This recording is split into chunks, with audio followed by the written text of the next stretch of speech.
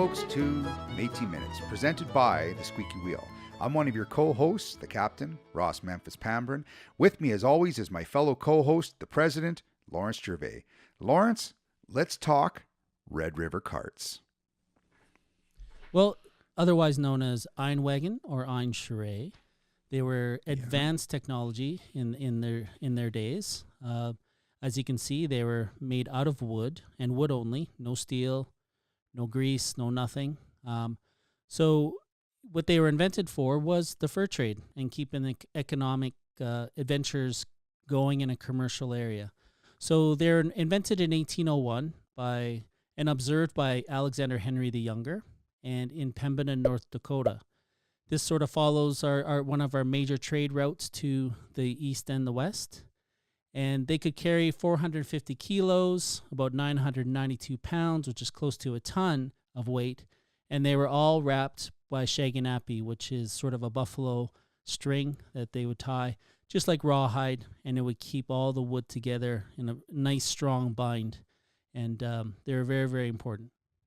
So, Lawrence, I was reading, and this was from a book from Irene Tournier Gordon in 2009. It was the book called A People on the Move, and it was a bit of a tale and story of the Métis people. But in reference to the Red River cart, they talked about how this moved at about 1 kilometer an hour, and I can only imagine how long that must take to get across the plains. A brigade of these was 10 or more. But from what I understand, and what they seem has been recorded, was the longest of these trains was 500 carts long. I can't imagine. Oh, I can imagine either. Imagine sitting at that railway stop and seeing that train go by. Yeah. Yeah. So the cart trains were very, very important to us because you could actually line those things up, tie them together with the shaginappy, and tie 2, 3, all the way to 500, what Captain Pambrin is talking about. And that was creating a very large train. And, I could see yourself just getting stuck, just waiting for that thing just to go by, just like how we do nowadays. But, it was very significant for economic trade. So in terms of the timeline for the technology itself, the 1740s was the invention of the York boat, which was sort of navigated our water system, very large, that could carry a mass amount of furs.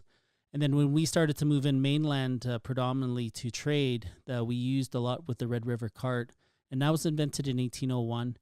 And then the steamboats in 1850s, that was another fur trade invention. And then, of course, our railway in 1885, which helped supported more economic trade and vehicle transport, which we see nowadays, and airplanes. So that second sort of stage piece right there was very significant for economic ventures moving into the West.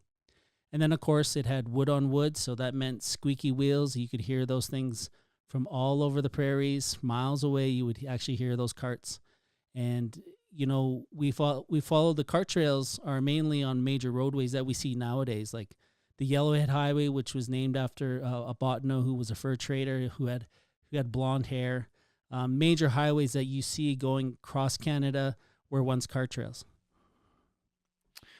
That's absolutely fascinating that this piece of technology has opened up the West. So, folks, you heard it here. Thank you for participating in Métis Minutes.